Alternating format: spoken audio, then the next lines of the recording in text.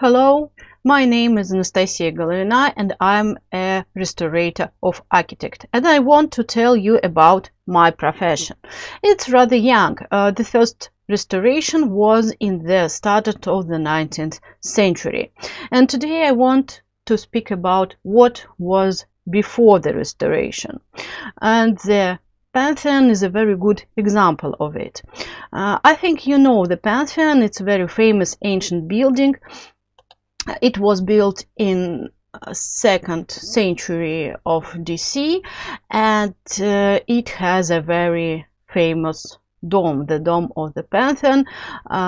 It's very important building in the history of architecture. And in Renaissance, the architects loved ancient architecture and studied, made dimensional drawings, and Brunelleschi, for example, made his famous dome of Santa Maria del Fiore because he studied the dome of the Pantheon, or Michelangelo make the dome of St. Peter's, looking at the Pantheon dome too. So they know, the architects of the Renaissance, they know that it is very important thing, and it's very famous thing, but there don't know any rules with working with ancient buildings. So they can rebuild it, repair it, destroy it, and something else. In the 17th century, there was a big reconstruction of the Pantheon.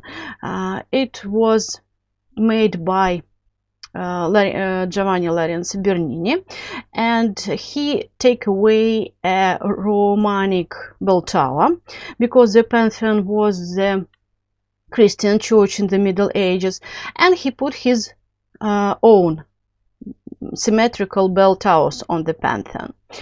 Now there are no these towers. The last restorators take them away, but in the 17th century they was. And it was not the one difference. Bernini and his team, they make new columns on the portico. You can see this is the original ancient columns with very destroyed capitals, and this is new columns with new capitals, and it's okay in the restoration. But in the 17th century, the capitals of these columns has the symbols of Chigi Barberini. Chigi Barberini, the families who gives the money for this reconstruction, so it was okay to put their symbols on the capitals. What else? In the 17th century, they take away a bronze beams of the portico. No photo.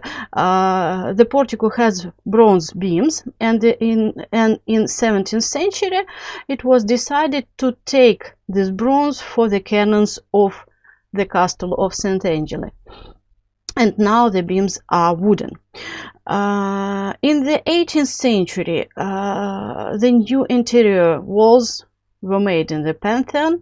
Of course, they don't touch the dome. The dome was very important for them, but it was okay to make a new walls in the ancient building. So only in the start of the 19th century, people decided to make some rules for working with ancient buildings, and I tell you about it in the next videos.